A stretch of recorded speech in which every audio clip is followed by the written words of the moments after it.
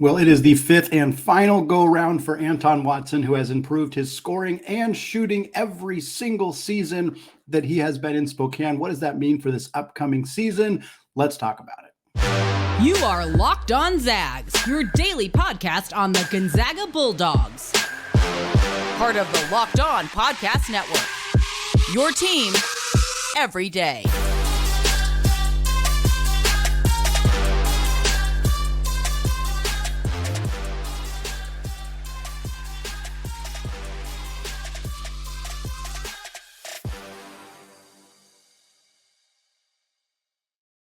What is going on, y'all? Welcome to the Locked On Zags podcast, part of the Locked On Podcast Network, your team every day. I'm your host and longtime Gonzaga podcaster, Andy Patton, here to bring you news and updates on all things Zag athletics. Today's episode of Locked On Zags is brought to you by Game Time. Folks, download the Game Time app, create an account, and use that promo code LOCKEDONCollege for $20 off your first purchase. Happy Friday, happy game day for those of you who are planning to watch Gonzaga's exhibition against Lewis Clark State tonight. I am so excited to have some real basketball to talk about. Join us in our Discord channel. That is where I'm going to be posting most of my updates throughout the game. We're going to be having live chat discussions starting before the game all the way through and after the game as well. So you'll find the link in the show notes here, whether you're on audio or video. Click that. It's free to join. Be able to chat with us all game long. Today is a continuation of our player preview series where we are discussing every player on Gonzaga's roster. We're looking at their history, how they ended up in Spokane, as well as they look at their best and worst case scenarios for this upcoming season, closing it out with a more realistic role prediction and a look towards the future. Today is the 8th in our series, getting close to being done with these. Today we are discussing veteran forward Anton Watson. For those of you hoping for a preview of the game, check out Thursday's episode of Locked On Zags. We talked all about what I'm going to be watching for in that game, so check that one out. But here we're talking all things Anton Watson, 6'8" forward, coming out of Gonzaga Prep High School in Spokane, Washington. He has been a Spokane kid through and through, committed to Gonzaga back in June of 2017.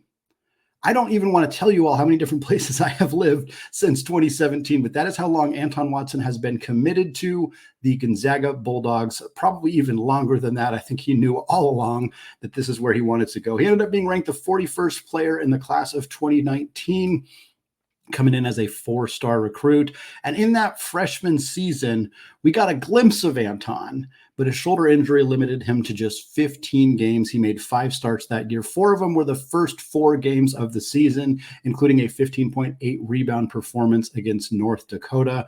All told, though, he really didn't play much from late December till late December. I think he played like 18 total minutes in 4 games for basically an entire month span because of the injury. Came back, played 5 more games, was ultimately shut down in January and did not play for the rest of the season. In those 15 games, Watson averaged about 15 minutes per game, 5 points, 3 boards, 1.5 assists.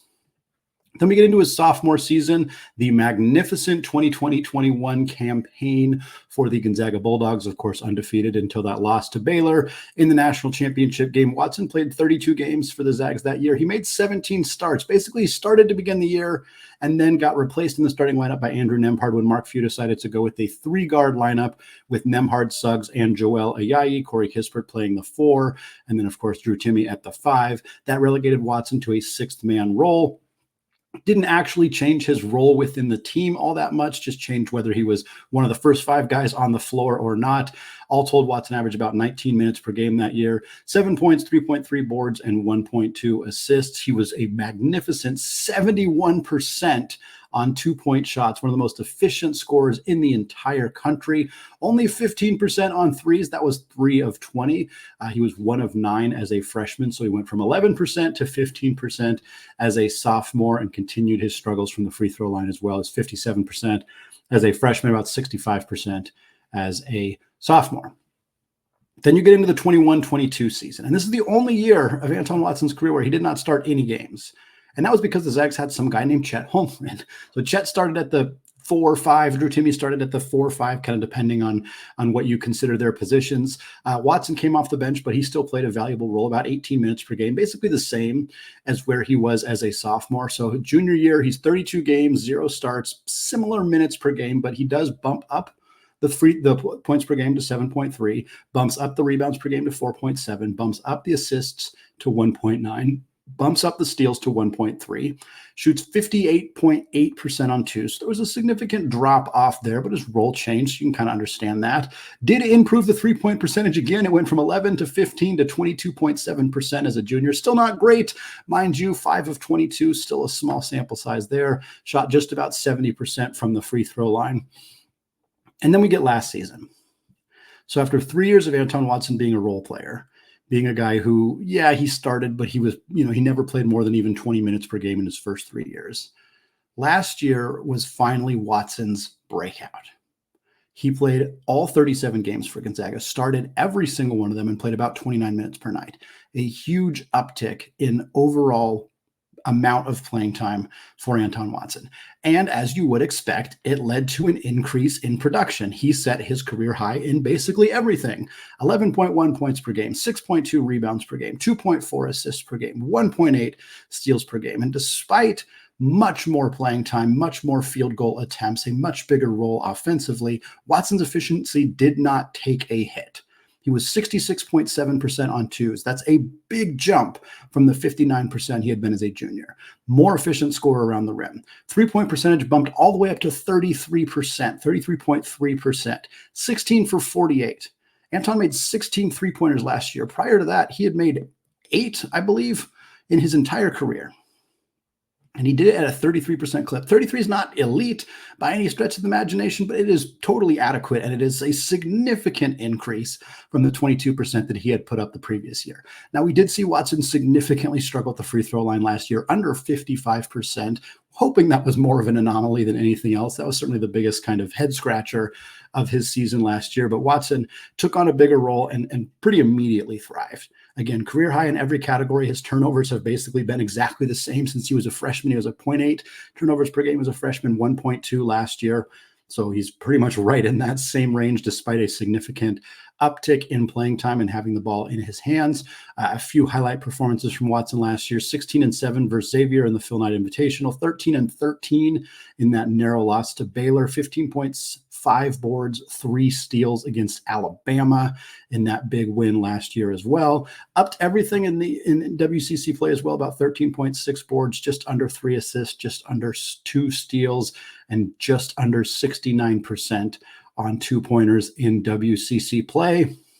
Got in the NCAA tournament, 14-11 against Grand Canyon in that first round win.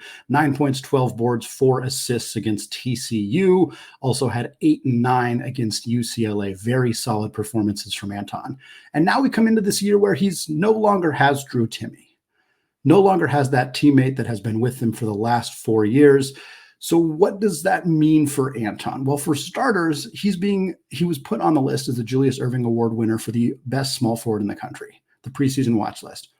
I don't think Anton Watson's a small forward. We discussed it on a recent episode. You everyday listeners definitely caught wind of that. But I do think Watson's going to take on a similar role as a power forward, but we're going to need to see how he adjusts to what I expect is going to be a bigger offensive role than he has ever had before, because he does not have that kind of really high usage big man on the roster alongside him in Drew Timme. The Evan Miyakawa, if you have not checked out his website, is the last thing I'll say before we get into those best and worst case scenarios. Evan Miyakawa's website does a preseason projection for the most impactful players in the country using some advanced analytics models. He has Anton Watson third in the entire country in terms of impact on his team, behind Zach Edey at Purdue and Donovan Clingan at UConn, 2 bigs the Zags are going to see this year. Is Anton Watson truly the third most valuable player in the entire country?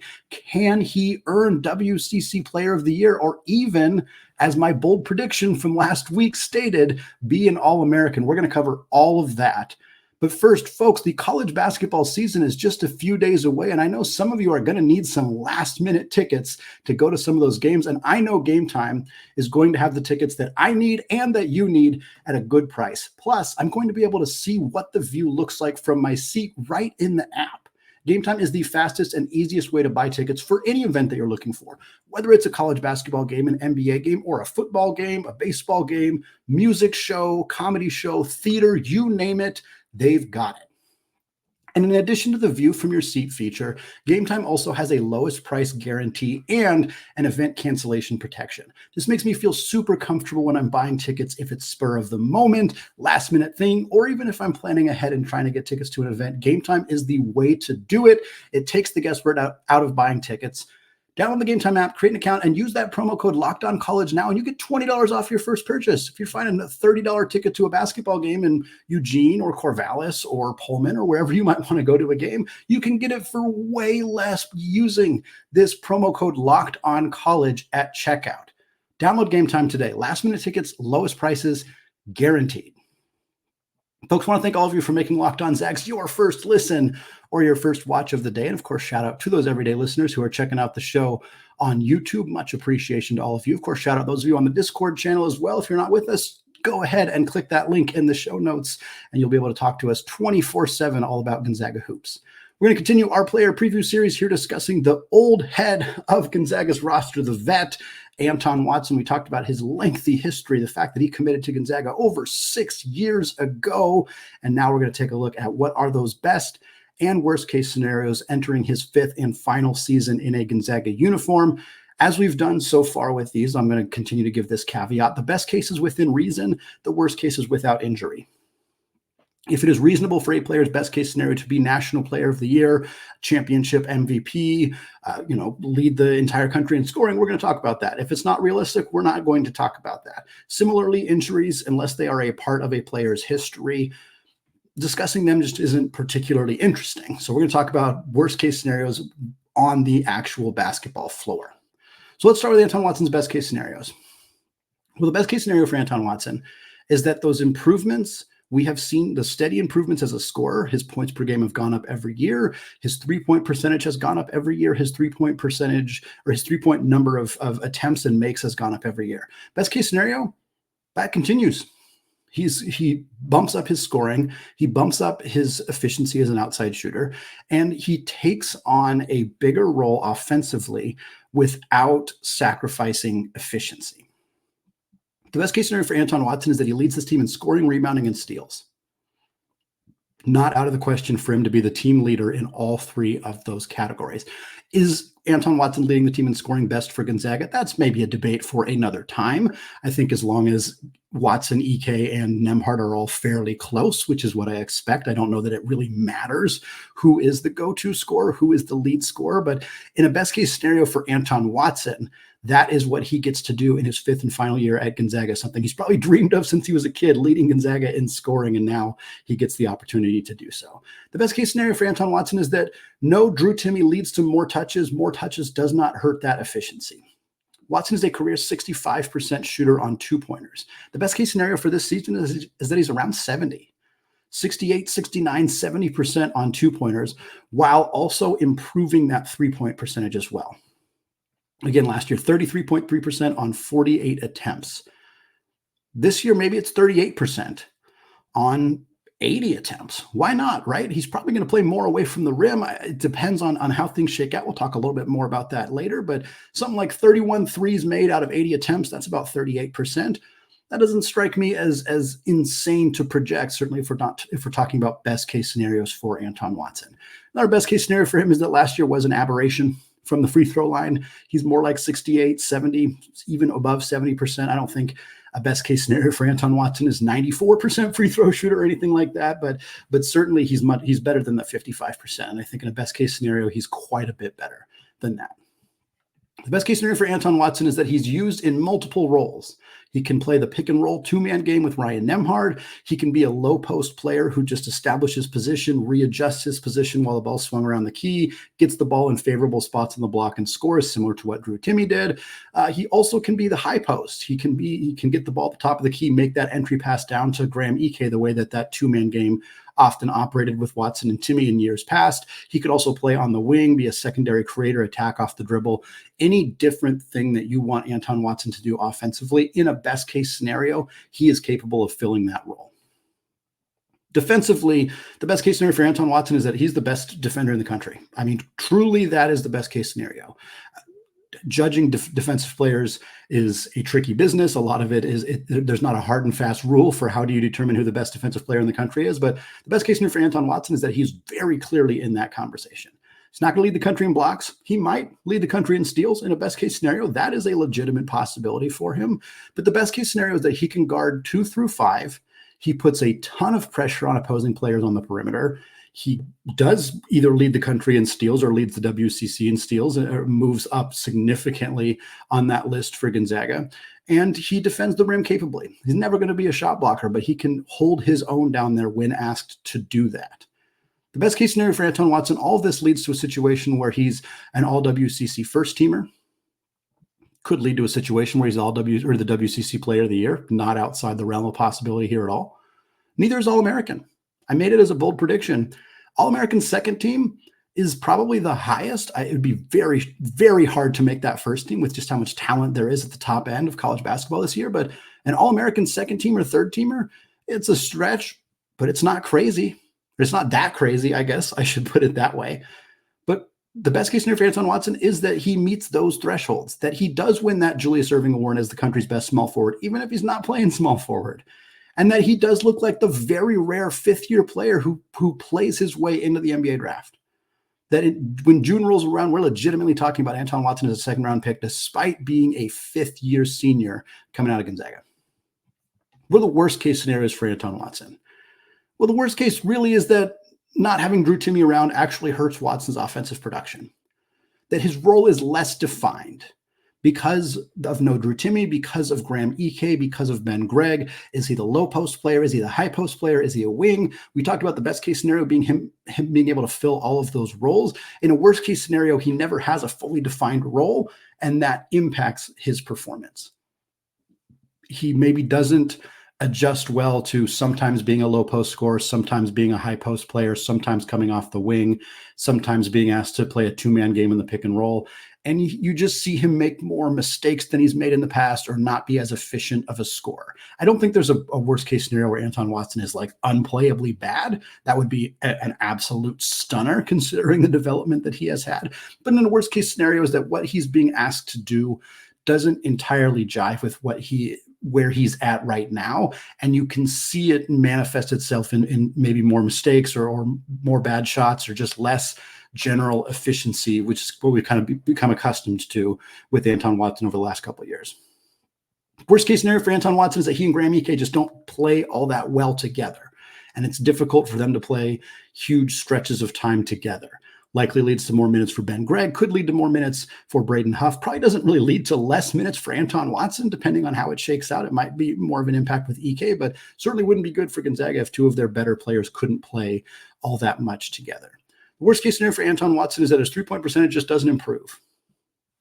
He's gone from 11 to 15 to 22 to 33. In a worst case scenario, he's not over 33 again. He's back down. He's in the 20s again. The shot disappears by midseason. He's not taking him anymore. He's no longer a threat out there. It limits his ability to be that versatile offensive weapon if teams are not respecting him as an outside shooter. The worst case scenario for Anton Watson is still pretty good defensively. There's not a lot of situations where Anton Watson becomes a bad defender or even below a still very good defensive player.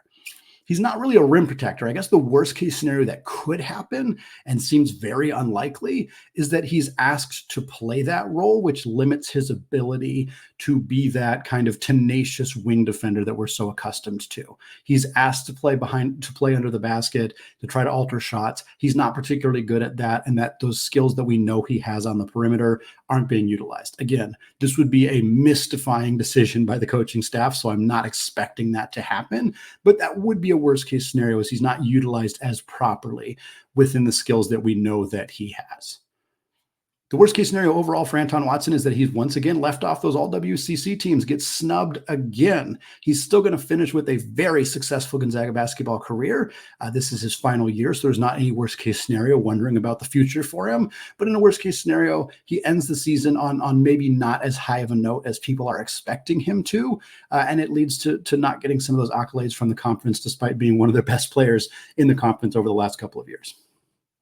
But folks, we're going to close out the show discussing Watson's realistic role and expectations, where I expect him to land in the middle of these best and worst case scenarios, as well as his future after Spokane. What might happen with the NBA draft? We're going to talk about that after a word from today's sponsor, Prize Picks. Folks, Prize Picks offers weekly promotions that can lead you to big payouts, like their Taco Tuesdays deals. Every single Tuesday, Prize Picks discounts select player projections up to 25%, which provides you with even more value.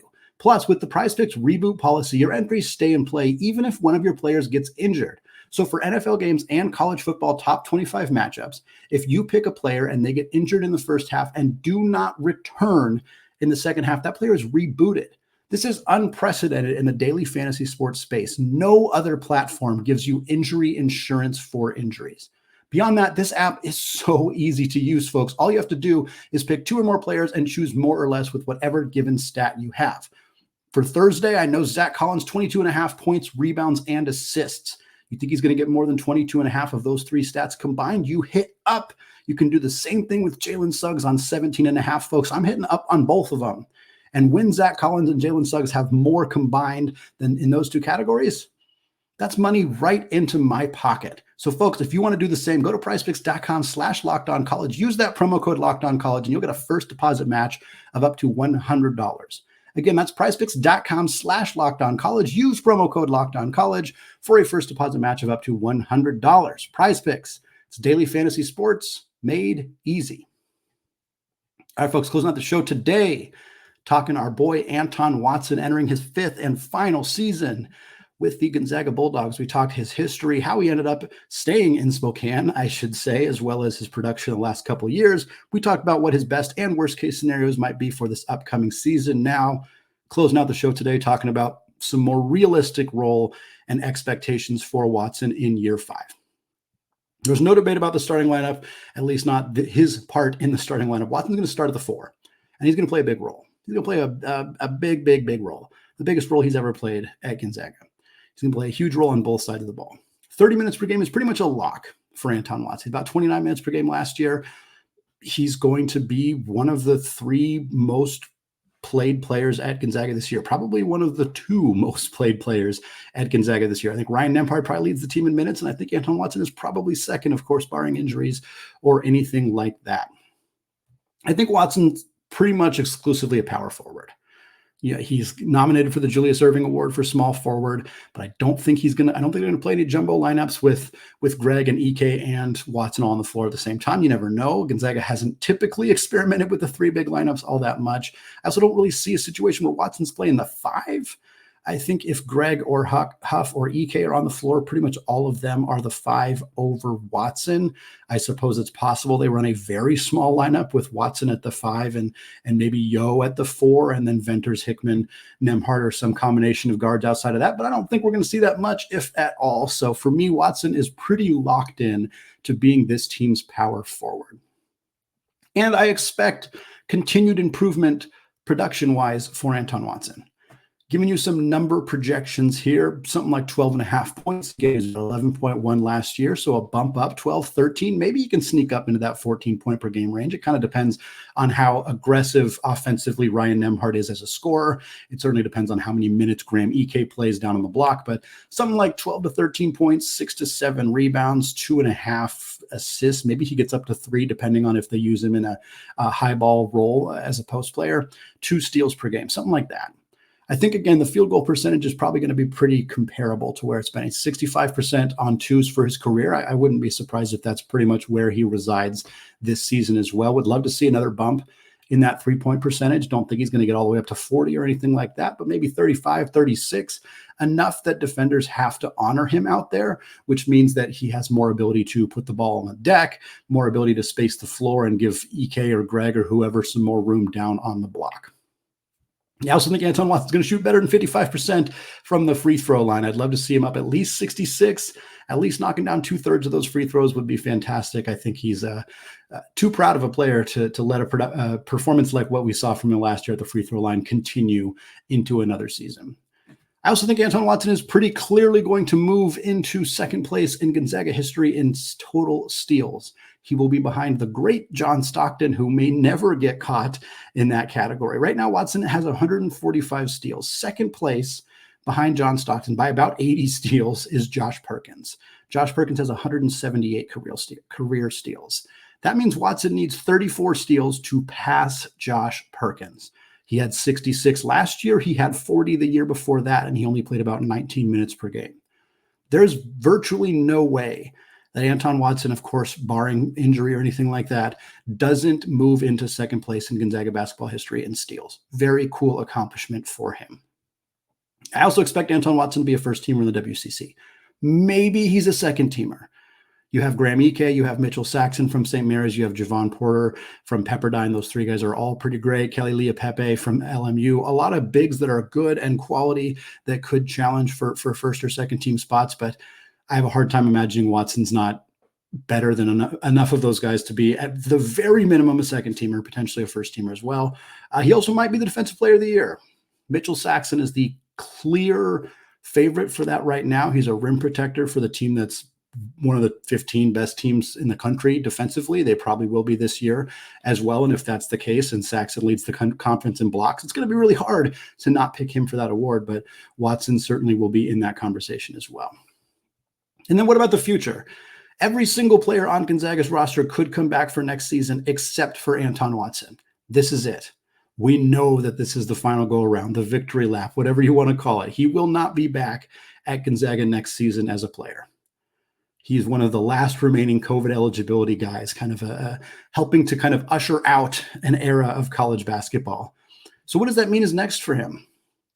As for those of you who've been listening to the show, we always talk about kind of NBA future for these guys. And I've been talking about Anton Watson as an NBA player since the 8th episode I ever did of my old podcast, Score Zags Score. It was like 2 weeks into Anton Watson's freshman year. And I talked about whether I thought he could be an NBA player. This is a topic I have discussed at length and will continue to discuss at length.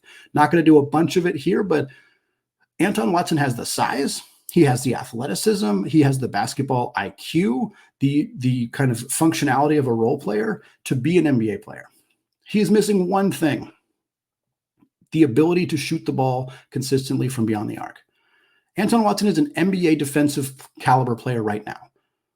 You know, he's not going to guard 2 through 5 in the NBA the way he can do in college, but he can be a wing defender in the NBA right now. I have absolutely no doubt about that. And frankly, I don't think scouts or general managers or whoever really doubts that either. The problem is they don't know if he's going to be able to do anything for them offensively. And it's a fair concern to have right now. His ability to score around the rim as a low post player is just not particularly relevant in the NBA. If they're not viewing Drew Timme as a player that's worth an NBA roster spot, despite what he can do as a low post scorer, it's not going to matter for Anton Watson. Anton Watson's ball handling skills are questionable, and the outside shooting is just, it's not consistently there. If he came out this year and shot 38, 40% from three and looked a lot smoother, I think it might get him some attention. That's why in the absolute best case scenario, he plays a more versatile offensive role and makes NBA scouts kind of turn their heads a little bit. I still think it's really difficult to project Anton Watson as a draft pick as a fifth-year senior. Could he get signed into Summer League? Absolutely. He probably will. Could he get a two-way contract? Maybe. If the three-point shooting shows up, I think there's a chance. Teams love 3 and D wings. They love them. You can get guys better at three-point shooting. It is an easier skill to develop after you get out of college than defensive instincts, than size and athleticism, things that Watson already has. If they're looking at Watson, I think all we need to do to make this guy a legitimate 10 to 15 minute per game role player is get him shooting decently from three. A team should give that a chance. I believe a team should be willing to gamble on that and be like, hey, we'll put him in the G League. Maybe we'll put him on a two-way contract and just tell him to take 400 threes a day, get better at that area, prove you can do it in a game, and we might be able to give you a look. that's kind of going to be it for us here on the Anton Watson train. I just want to say an au revoir to a Gonzaga legend. Of course, we'll have a lot more about him when he does finish his Gonzaga basketball career at the end of the season, but going to be really fun to watch him complete what has been a tremendous Gonzaga basketball career for a hometown kid coming out of Spokane to get a chance to play for the Zags. It's going to wrap us up for today. Thank you so much for making the show your first listen and watch of the day. Looking forward to watching the game tonight with you all. Definitely join us on that Discord channel if you haven't yet. We'll be talking throughout the game on there, so you can hang out there and talk some Zags hoops for the first time this season. Thanks again for listening. Until next time, as always, go Zags.